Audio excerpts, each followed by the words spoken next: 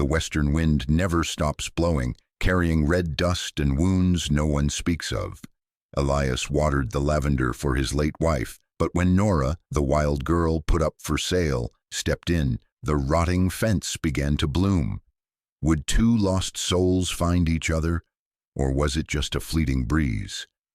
Evening in southern Colorado didn't fall like a curtain. It quietly receded from each blade of grass, each hillside, each dry horizon cracked like stone. The wind from the Sangre de Cristo range crept across the silver-red slopes, slipping into the old valley where a lone ranch stood in a land time had forgotten. Elias Rowe's house was nothing remarkable from afar, a sagging roof, sun-bleached paint, a few warped planks on a brick porch. But up close one could see how every latch, every hinge, every flagstone had been placed by a human hand. Not rushed, not even, but firm, as if someone had once tried to build a small world, sturdy enough to shield them from the vast one outside. Elias stepped slowly across the old wooden porch, his boots giving off a low, hoarse sound against the sunken bricks. He carried a small iron watering can, its water still warm from the stove fire that had just gone out. By the rotting fence, a squat lavender bush clung close to the earth, its silvered leaves, pale purple flowers nearly withered, and yet Elias watered it with a steady hand, each drop falling into the soil as if he were pouring into a memory. The bush never bloomed much, but it took root year after year. No matter how fierce the winter, no matter how the wind tore, it was the last plant she ever put in the ground. By that fence his wife had once sat each afternoon, mending shirts, fixing saddles, patching the long silences between two people who never quite knew how to say they loved each other, only how to stay near. She passed at the end of the wind season 3 years ago, and since then Elias hadn't spoken much. He still lived, in a way no one had a name for. He simply rose with the sun, led his horse to the field, came home at dusk to build a fire, and always watered the lavender by the fence. Each evening the wind carried the scent of burnt wood, horse manure, and somewhere faint, the clink of a loose chain on the gate. Elias never fixed it. Perhaps he kept that sound as a way to know time was still moving. His meals were simple: dry bread, a bit of stewed beans, coffee as bitter as dirt. Yet he always poured 2 cups, one set near the empty plate on the other side of the table. Some nights he drank both. Some nights he let one cool, then poured it back into the earth. The wind pushed through the window, stirring the old fabric curtain. Tiny stitched patterns, wild flowers and arrows, made by his wife's hands when she was still well.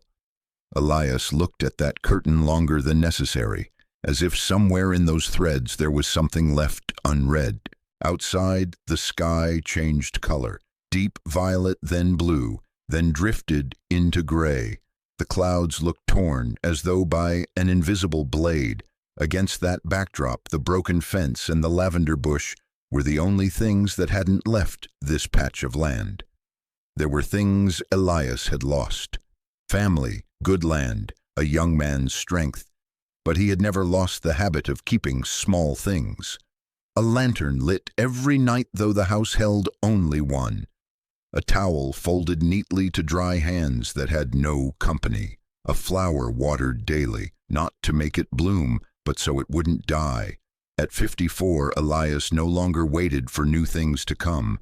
He figured enough had fallen away. The West was not kind to the weak, and sometimes didn't reward the strong either. It simply remained silent. But that evening, as he sat on the wooden porch, coffee in hand, eyes resting on the lavender casting a long shadow over the red earth, the wind from the mountains shifted, not strong, not strange, just different, as if something was coming, not knocking, not loud, but enough to hush the birds in the pine trees for a breath. Elias didn't know its name.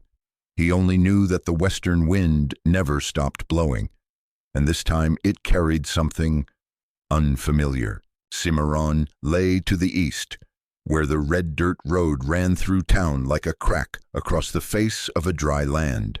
The town was small but not silent. The hammering from the blacksmith's shop, the echo of horseshoes on wood planks, the drunken laughter of men, and the long yawns of women sitting by windows with nothing left to hope for by dusk. Elias came here at the start of each month, not to shop, but to trade a tin of beans, buy a new bridle, and bring back a bit of meat, so he wouldn't have to kill another chicken. But this evening he lingered longer than usual, outside the blacksmith's shop, not because of the hammering, but because of the crowd. In the middle of the dusty yard, a girl was being dragged out like a wild horse freshly caught in the woods. Her hair was tangled like dry season brush. Her dress was patched all over, her hands bound, one cheek swollen. But the strangest thing wasn't the wounds. It was her eyes. Blue, cold blue, like a frozen lake under an October night. And fire. There was fire in them, not the kind that warms, the kind that keeps you from looking too long. "She's wild, this one," a man with a short neck and black beard shouted, hawking her like a defective piece of stock. 3 ranches, all tossed her out. Can't cook, won't obey, pulls the reins before the saddle's even strapped. Look good and hard, this one ain't for men who know how to train women. Laughter cracked like damp firecrackers.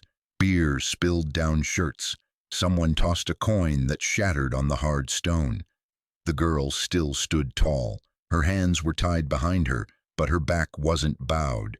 Her chin held high, her eyes swept across each face, not begging, not lowering, as if she wasn't there to be spared, but to stare down the kind of men used to pricing others by the pound of their silence. Elias stood behind the crowd, one foot resting on the step of the old saloon. Wind rose from afar, circling dust around the hem of his coat. He looked at her. Not long. Not fixed. Just as though someone had reminded him of something he once knew, but had since forgotten. The man kept shouting, "Cheap price! Anyone brave enough, take her home. If she don't behave, bring her back. I won't charge for breaking her in." Someone whistled. Someone clicked their tongue. Someone hurled an empty bottle. But Elias didn't move. The girl, Nora, that's what they called her, turned her head just then. Her eyes met his. Through the road dust, through the laughter, through the contempt that hung heavy over the town. That gaze asked for nothing.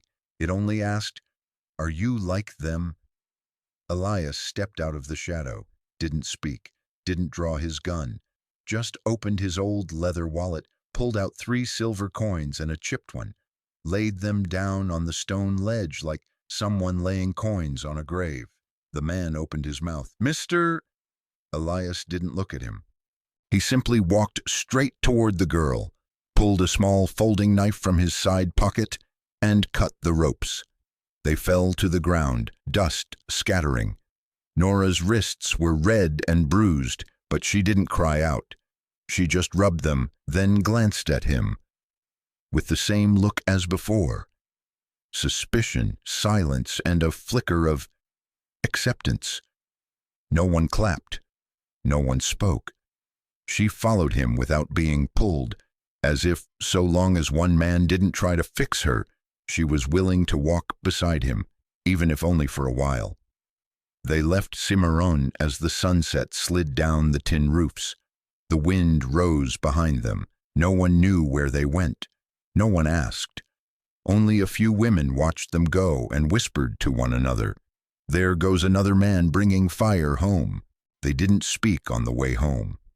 Elias guided the wagon with one hand, the other resting lightly on his thigh, as if ready to grab the reins if the horses misbehaved, though he knew they wouldn't. The 2 old horses were older than most folks in the region, plodding along like they'd heard too many sorrowful stories and now just wanted to walk steady until the day was done. Nora sat beside him, gripping the hem of her dress, eyes fixed forward but not truly seeing. She didn't ask who he was, didn't ask about the ranch, didn't ask where they were headed, just glanced at him from time to time as if measuring, are you real or just another kind of chain wrapped in silence? The sun sank low, turning the light into a burning gold that slanted across the Sangre de Cristo mountains. The dark red rocks glistened like blood under the dusk. Wind whipped sideways, carrying dust, the crunch of gravel and the scent of scorched grass. The ranch appeared after a bend in the dirt road. No white fence, no welcome gate, just a single-story house with a gray brick porch, a sagging barn, and a few sparse old pines, as if this place hadn't been built to be noticed, but to be forgotten. Elias gave no signal, just halted the horses and climbed down slowly, as he always did.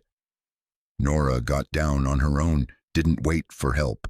She paced in a small circle, eyes scanning like a wild animal newly freed from a trap, not yet trusting the ground beneath her. He didn't point, didn't give instructions, just opened the old barn door where broken boards had been tied back with rope and gave a nod. She understood. That was the place to sleep, at least for tonight. Before entering the house, Elias set a bucket of water beside the barn door. Didn't say it was for her, but Nora saw it, and that was enough. Inside there was nothing extra, a pinewood table, mismatched chairs, a small cupboard, and a hearth gone cold. The last light of day filtered through the window, casting trembling shadows across the walls. Elias rekindled the fire. Flames flickered, chasing off the early chill of the high plains night. He warmed a bit of beans, poured water to boil coffee. As he set the pot over the flame, he poured 2 cups, like always. But this time the second cup wasn't placed on the other side of the table. It was set by the door, just outside the porch.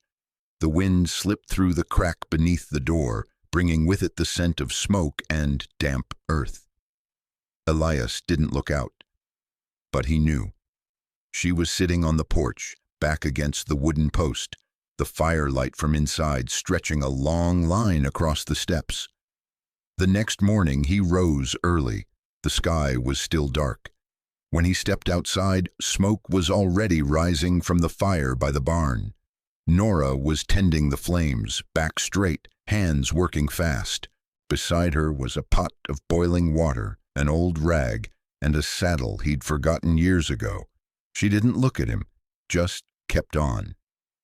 Elias said nothing, just gave a small nod, then turned toward the well. When he returned, the house door was open. Inside, a fresh pot of coffee waited. On the table, 2 cups, and this time he hadn't poured them. The wind rose in the late afternoon.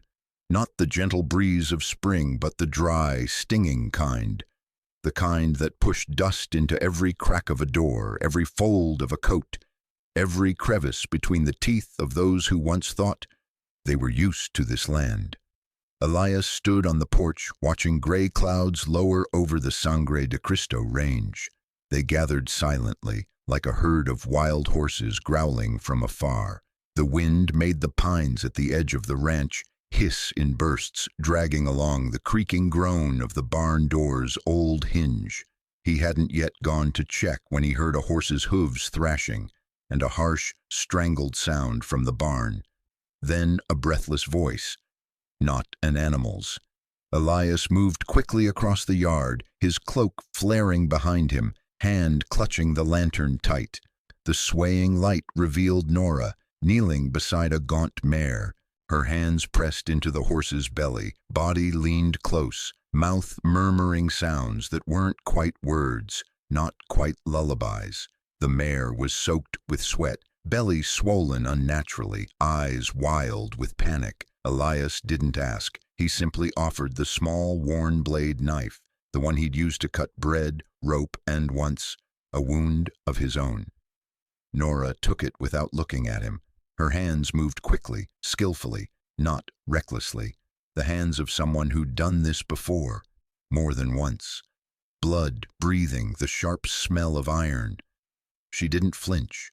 just tightened her grip and stilled her heart like still water. After some time, the mare lay panting. The pain receded like a wave pulling back. The wind still howled outside, but inside the barn, only the breathing of 3 living things remained: the horse, the girl, and Elias. No one spoke. Elias lit the lantern again. Its pale yellow glow trembled as if afraid. Nora sat with her back against the wooden wall, hands caked in blood and earth. Her hair fell loose over her shoulders, tangled like trampled grass.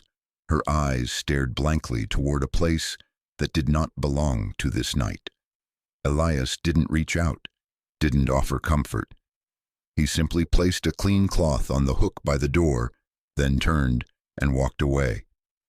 She didn't touch the cloth right away, but before he disappeared from view, Nora pulled it down, wiped the blood from her wrists. That night, the wind roared without pause. Rain poured as if the old sky itself was angry, but beneath the old brick porch roof, the lantern stayed lit. Beside it, Elias sat alone, a cold cup of coffee in his hand, eyes turned toward the barn, not waiting for her to come out, not hoping for change, just keeping the fire. Then he heard soft footsteps on the damp brick floor, not rushed, not hesitant. Nora sat down at the far end of the porch, not facing him, just parallel. Her eyes were red but dry, her arms wrapped around her knees. The lamplight cast their shadows across the brick wall, not touching, but no longer apart. They didn't speak, they didn't need to. Outside, thunder rolled. Inside, there was light. Small, yes, but enough to know. Tonight, one soul wasn't alone. The morning after the storm, the sky was strangely clear, as if the storm had swept every speck of dust from the air, leaving only a dome of blue above and the crisp sound of water trickling from the gutter into a patch of mud. Elias opened the kitchen door, his coarse shirt still wrinkled, a steaming cup of coffee in his hand. He looked up and saw Nora was already awake, earlier than him. She was crouched in the yard, hands muddy, scrubbing dried muck from a saddle. Her tangled hair was tied high with a strip of cloth torn from an old dress. Her face showed nothing in particular, but her movements were steady, firm. She didn't smile, didn't greet, didn't pause. She didn't look at him either, but Elias knew. She was aware he was watching. He turned back inside, quietly rekindled the fire, and laid out breakfast as he always did. 2 slices of dry bread, a pot of beans reboiled from the day before, a jug of clean water, a fresh pot of coffee. As he poured the coffee into his cup, his hand hesitated just slightly. Then he took out a second cup, set it across from him, said nothing, didn't wait for anyone. It wasn't an invitation. It was just an extra cup, as if to say, if you want it, it's there. By noon, Nora had hung a piece of coarse cloth behind the barn to dry shirts, the old, torn ones, clearly not hers. Elias's shirts, rough cotton work shirts, ripped at the shoulder and the side. She didn't ask permission, didn't speak, just stitched, then hung them to dry. That afternoon, when Elias returned from the field, sweat down his back, red dust clinging to his pants, he noticed the pair of boots by the door. His old boots, the weathered leather ones he thought he'd never wear again. They had been cleaned, polished with horse grease, laced with new cords, every knot firm, not a strand wasted. Elias sat down and slipped them on. They still fit, not tight, not loose, as if the boots, after being forgotten so long, were whispering, "Someone remembered." He didn't say a word. Only, as he passed the barn, he left a freshly washed handkerchief, folded neatly, hanging from the broken hook by the door, the spot where Nora usually hung her shirts. The next day, on that same hook, there was a small pair of leather gloves, not new but soft, stitched at the fingertips with deep red thread. a kind Elias didn't keep in the house. Nora had never worn gloves before, but that morning when they went to the field to cut dry grass, she wore them, and Elias didn't ask. They walked together across the cracked field, silent beneath the harsh sun, with dry grass crunching underfoot and a lone crow calling from somewhere up in the trees. No one spoke of the night before, no one mentioned the morning, but the second cup remained on the table every day after, and like all the finest things in the West, it wasn't spoken, it just stayed. That noon, the sun poured down on the ranch like it meant to burn every blade of dry grass. Elias was stacking loose hay into a handcart when he heard the sound of hoofbeats from afar. Not rushed, but not careless either. He straightened his back, eyes fixed on the dirt road. Dust rose in a thick column. A black horse, tall and sleek, trotted in as if it knew no one was chasing it. On its back rode a man in a light gray vest, wide-brimmed white leather hat, and boots polished so clean they looked fresh off a dance floor in Santa Fe. Sunlight glinted off the silver belt buckle engraved with the initials CM. The man dismounted like someone who believed all eyes were meant for him. He walked forward slowly, unhurried, as if the ranch still belonged to him. The girl chopping wood on the porch stopped her hands. Nora looked at him without surprise and without fear. But Elias saw from just a few paces away, her fingers curled slightly like a reflex learned by someone long used to being dragged away without reason. "Clay Miles," Elias said, not as a question. The man smiled. That smile had surely been used in many saloons, at trading posts, and in front of girls who had no one to speak for them. "Heard you brought some wild little thing back to your pen," Clay said, his voice gliding like a blade across raw skin. "She used to be with me, for a while anyway, till I learned no one could break her. Mean as a mule and bites like a rattler. But she had her soft moments if you knew how to hold the reins." Elias said nothing. His eyes didn't blink, only dipped ever so slightly, as if listening to a story he already knew was built of lies. Clay slipped a hand into his coat and pulled out a sheaf of papers. He tapped them lightly against his palm. "I came here with a proposal. Your ranch, I hear, has some debts still dangling, and banks around here aren't patient men. Hand the girl back over. I'll cover your land for you. No one has to know. She gets fed, gets a place to sleep, and maybe someone'll teach her how to be sweet again." Elias took 2 steps forward. He didn't reach for his belt, didn't clench his fists. He just stretched out a hand and gently pushed the old wooden gate of the ranch. The weather-worn thing creaked once and closed it between them. Not a word, not a nod, only a single act, closing the gate.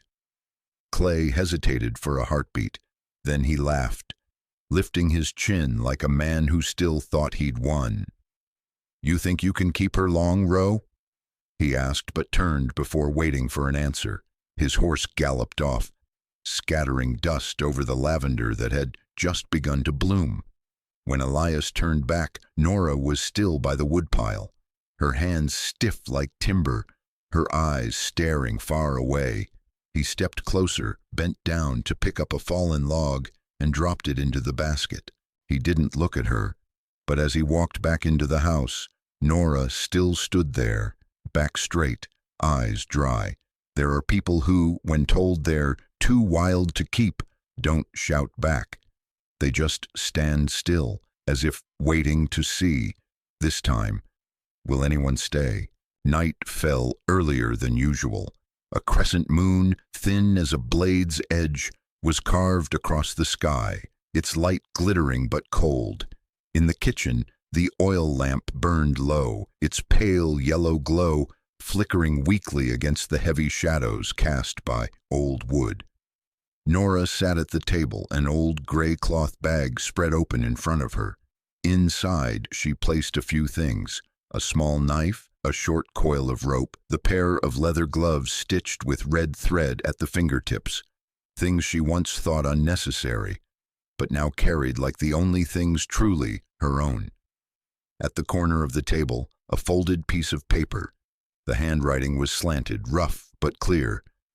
"I won't be more trouble." She laid it carefully next to the cold teapot, didn't fold it again, didn't try to hide it. Outside, the night wind swept over the tin roof, making a sound like someone whispering words they didn't finish. The door creaked open. Elias stepped in, holding a freshly poured cup of tea. He didn't look surprised at the sight of the bag, didn't ask why, didn't question. He simply stepped forward and set the cup beside the note. His movement was slow, not meant to stop anything, just to be there. He sat down across from her. The lamplight cast gold into the creases around his eyes, into the hair that had turned more silver than even the moonlight outside. "It's not trouble," he said, voice rough and low, like stone worn down by years of wind. "If someone leads the horses back to the barn each morning." That wasn't a plea. It was simply said, soft like dry grass drifting across the ground, steady like a rotting fence that still hadn't fallen. Nora didn't speak. Her hand paused at the drawstring. She didn't look at him, didn't look at the tea, just gently placed her palm over the note, folded it slowly, then tucked it into her bag. She said nothing, didn't nod, just stood, lifted the bag, and walked out of the kitchen toward the old barn. Elias didn't turn to watch her go. He only exhaled a long breath, his eyes resting on the flickering oil lamp, pulsing like the breath of the house itself. The next morning, when he stepped out onto the porch, Nora's old hammock was still there, and beside the teapot lay a hand towel, neatly folded. Nora didn't leave after that night, nor did she stay because of any promise. The next morning, when Elias opened the door, he saw her crouched by the rotting fence, where the lavender had once been planted by another's hands, someone long gone. The earth there was dry as ash. Wild grass had threaded its roots through the cracks. The wood was so decayed, a light press would crumble it. But Nora was still digging with her hands. Not a hoe, not a spade, just two bare hands and a kind of faith that hadn't yet found its name. Elias didn't call to her. He simply stood on the porch, cradling a cup of coffee as he had every morning before. The wind carried the scent of freshly turned soil, mixing with the fragrance of dried lavender. And within that, there was something that smelled like hope. Nora planted clusters of wildflowers, purple and white ones, their names unknown. Maybe the kind that grew on the desert's edge, maybe seeds she'd once gathered from a ditch bank somewhere. No one asked. No one needed to know. By midday, when the sun stood so high it cast no shadow, Elias stepped into the old storage shed, rummaging behind stacks of rotting crates.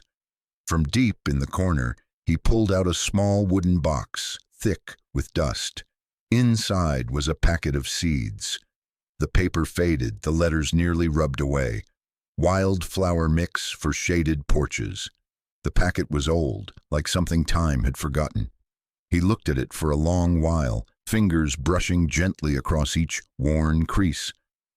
Then he carried it out to the porch.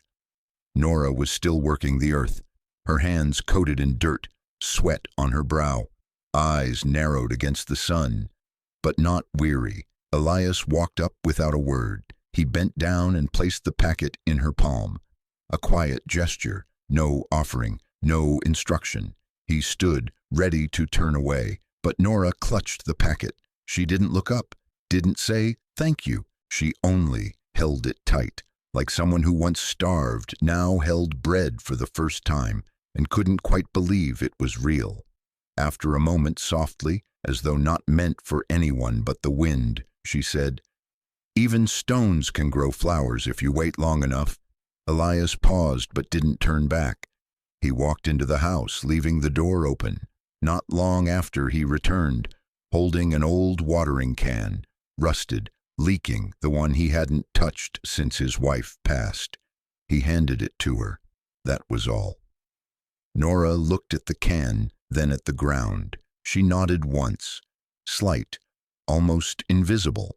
That evening the wind moved through the fence.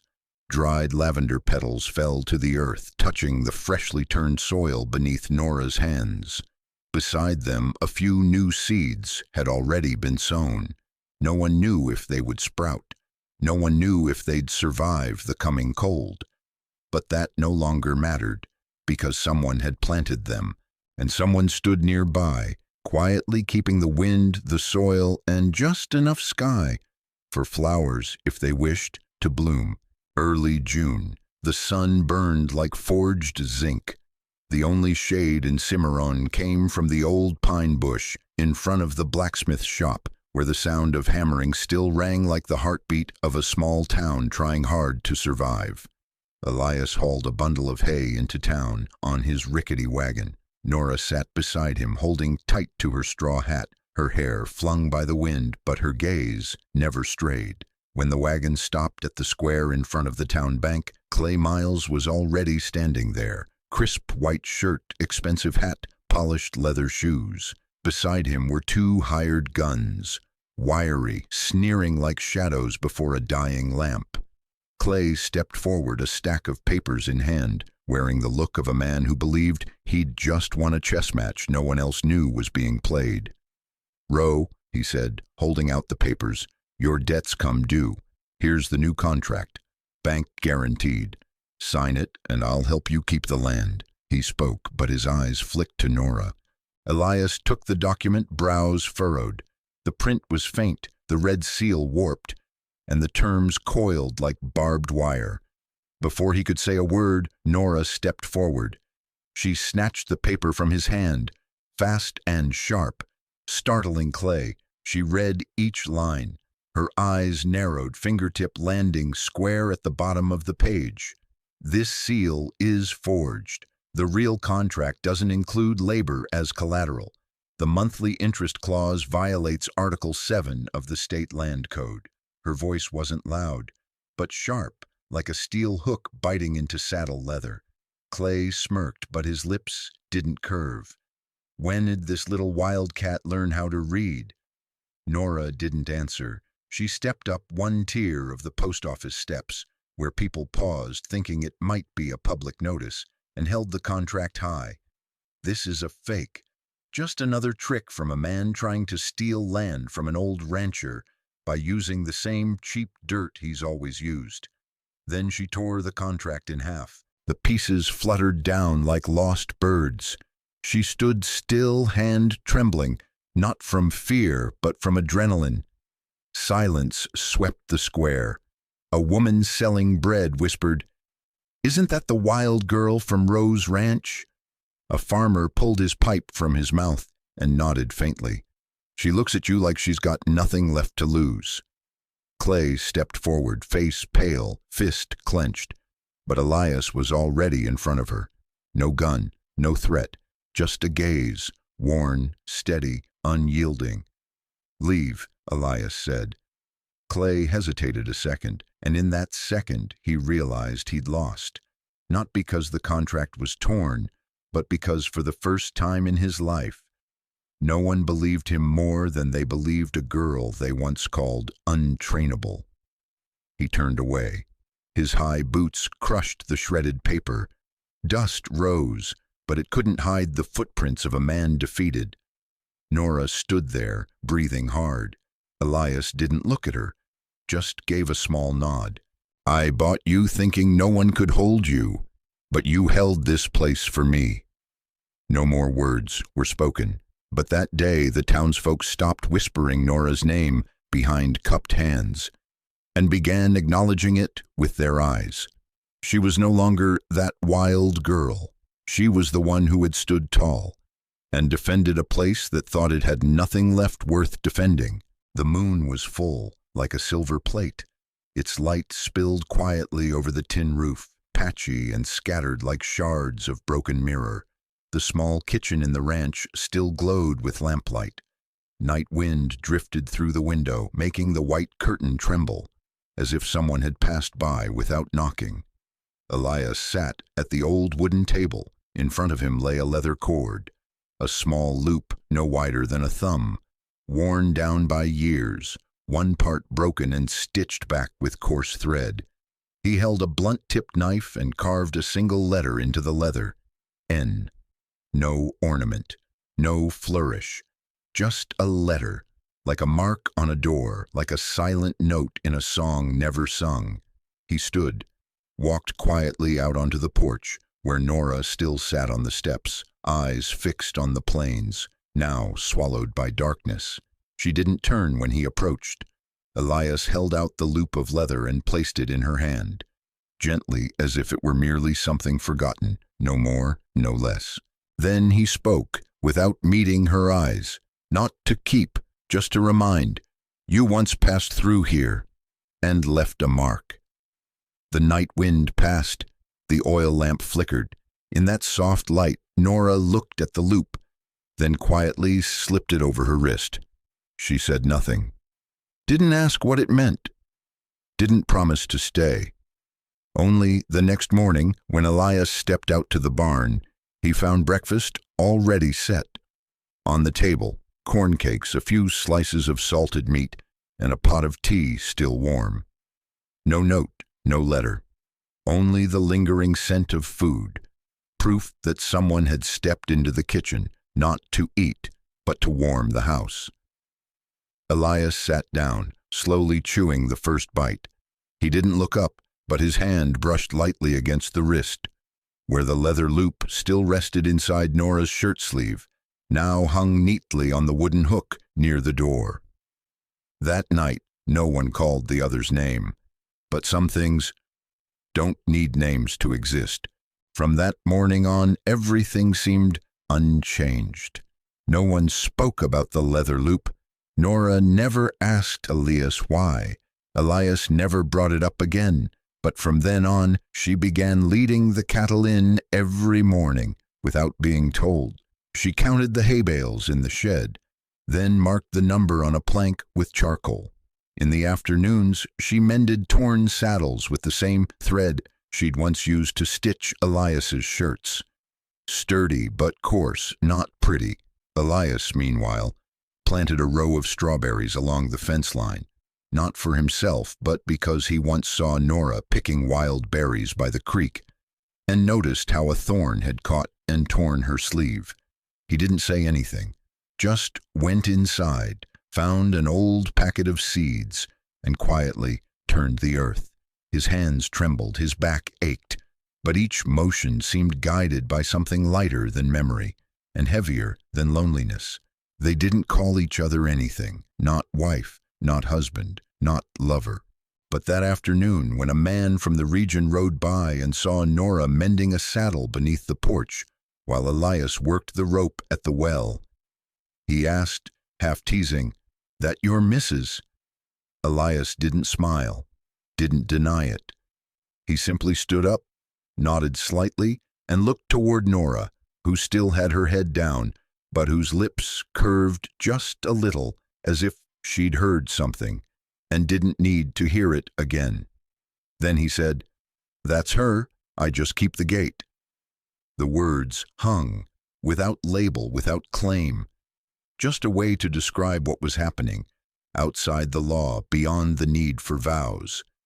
That night, Nora cut her hair, by her own hand, a few inches shorter, neat at the nape, not to be pretty, just easier for work, less tangled on horseback.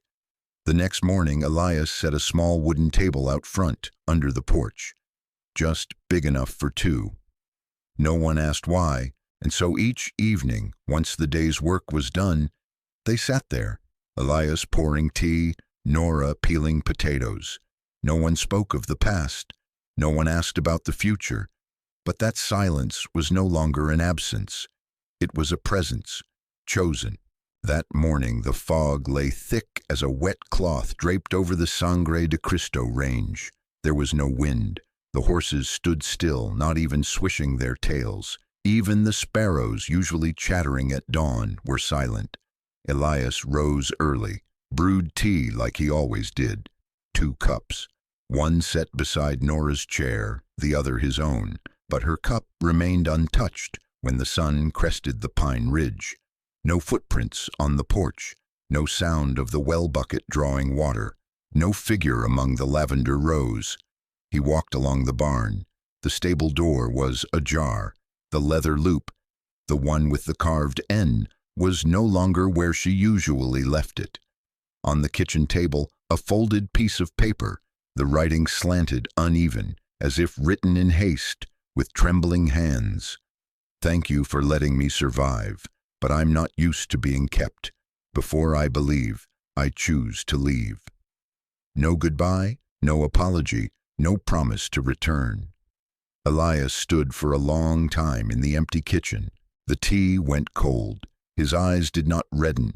He didn't pound the table. He didn't go after her.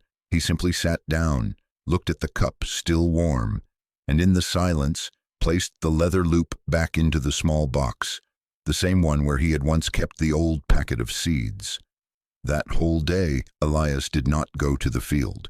He walked the length of the fence line instead, fingers trailing each slat of wood Nora had repaired, each flower she had planted, nameless blooms that grew as if they never needed to be remembered to exist. By late afternoon, he led the horses to pasture alone. No one waved from the porch, no handkerchief hung on the barn post, no familiar footsteps behind him.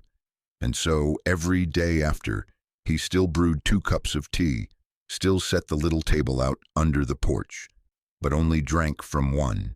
The other he left to cool, not out of hope, but as a way to keep a place for someone who once sat there, if only for a moment, and made the house less cold and the man less lost.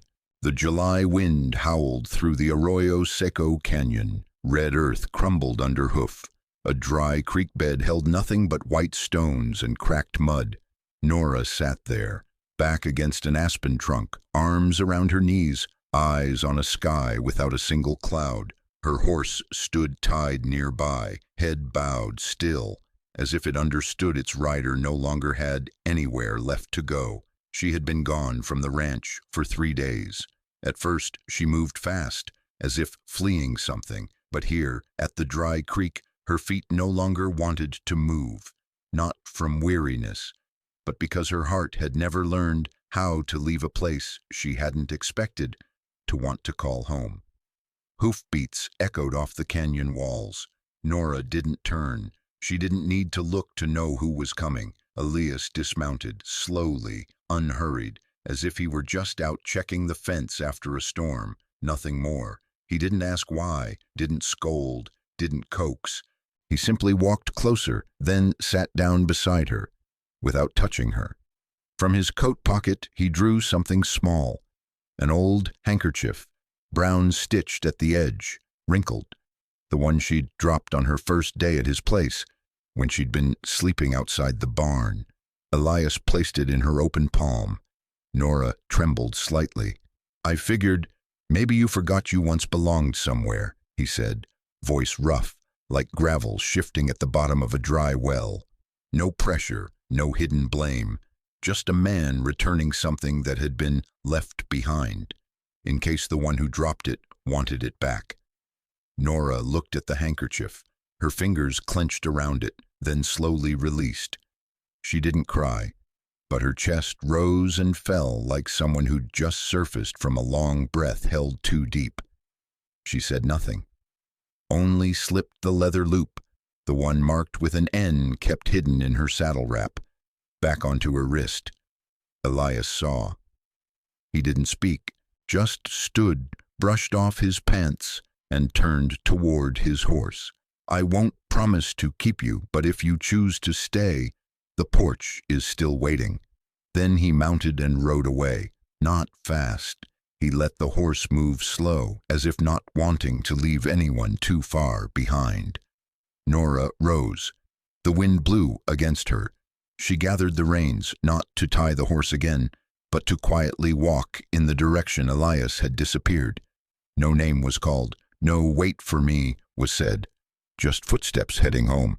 This time not because anyone pulled her, but because she wanted to go.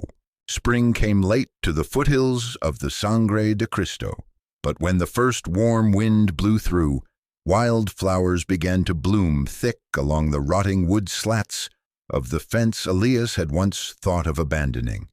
They didn't bloom all at once, but in clusters, in patches, crowding through the paths the old grass left behind. Purple, white, pale yellow, humble, nameless, yet astonishingly resilient. The locals began calling it Wildflower Ridge. No one remembered who said it first. Only that since Nora came back, the old fence was no longer bare, and the cabin had new curtains, 2 teacups always poured, and Elias no longer answered with quiet nods when someone spoke her name.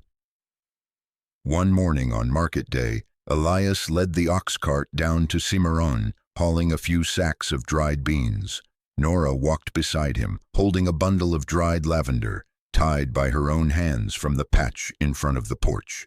A woman at the fabric stall recognized her, leaned in to whisper to a friend, "Isn't that the girl who got kicked out of 3 ranches for being too wild?" There was no malice in it, just the usual small-town curiosity, but Nora heard it, her shoulder tensed. Elias said nothing. He simply stepped forward, took the lavender from her hands, then turned, meeting the woman's eyes, his voice even and warm like early sunlight. "She's the one who kept this place alive, and me, I'm just the old man who keeps the gate." The woman flushed, said nothing. Nora turned away, didn't cry, just exhaled, like someone loosening a knot in her chest. That night, Elias mended a bridle strap beneath the oil lamp. Nora quietly baked cornbread. Neither spoke, but between them there was a kind of warmth that needed no words. Outside, the wind still blew, but this time it wasn't the kind that pulled people away. It was the kind that made someone stay. A man who had lost everything. Wife, laughter, trust. A girl no one could hold, because she never believed she was worth holding. They didn't belong to each other. They didn't need to. They were simply lucky to be beside one another. Some people come into our lives like a harsh wind, tearing down every fence we've built. But others arrive quietly, like a bloom pushing through stone. They promise nothing. They just stay long enough for us to begin believing that maybe we were worth keeping after all. Elias never had to call Nora his wife. Nora never had to say Elias saved her. Between them, there were no fiery declarations, only a porch with the lamp still lit, footsteps that didn't leave again, and an old fence starting to turn green. If you've ever been through a wind like that, or been the reason someone chose to stay, I invite you to leave a word below this video. It doesn't have to be long, just a sentence, or even a single dot, so we know that somewhere out there, we are not the only ones who once got lost and found ourselves again in the eyes of a stranger.